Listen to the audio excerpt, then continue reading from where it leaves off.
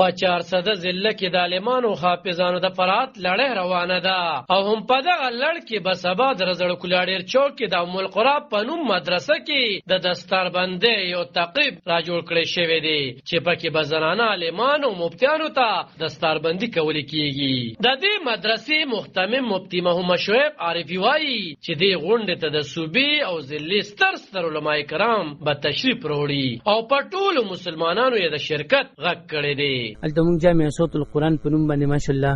مفتی کورس پورې اداره چلو او دا کوم کسان چې دلته اوس فارغيږي 80 کسان په دې کې 35 کسان چې دي 15 کسان د پکې عالمان دي مفتیان شو 2 کاله کورس موږ سره وکړو. مولانا مفتی ګوهر علي شاه صاحب د تنګي اغي استاد دي موږ سره درس کو شپ قدر کې او تا 15 زنانه چې دي نو او پکې 45 زنانه او 35 نارینه دا تخصص او د ختم بخاری الحمدلله دا چې کوم دنه فارغيږي دا شب قدر جامع صوت القرآن کې موږ سره دي سبق ویلي خو موږ مزید د خپل نتورک چې کوم مخ کې کول د پاره چې خلک نورم استفادو کې د حضرت مولانا مفتی ګوهر علي شاه صاحب دامت برکاتهم العالیه د هغینه نورم استفادو کې فائدہ ته حاصل شي د 400 د علماء ته هم چې کوم دنه موږ د خپل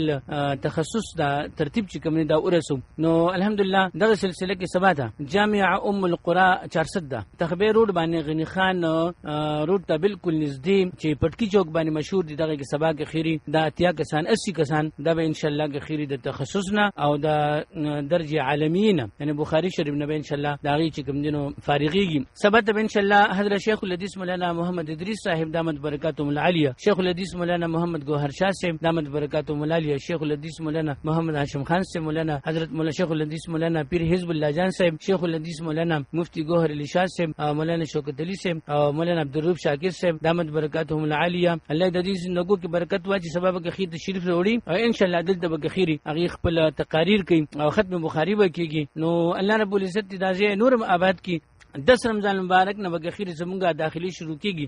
دا 2 ساله تخصص فی الفقه. دینی عالمان وایي چې دینی مدرسې د علم سرچینې دي او څو خوم کولی شي چې په خپل خلقه یا سیمه کې د سره مالی او ځاني مرستې وکړي چې لامل یې نه یوازې د معاشري د اصلاح لپاره دین خوريږي بلکې د آخرت هم ګټه ده. علب خان شیرپو دلبر نیوز 400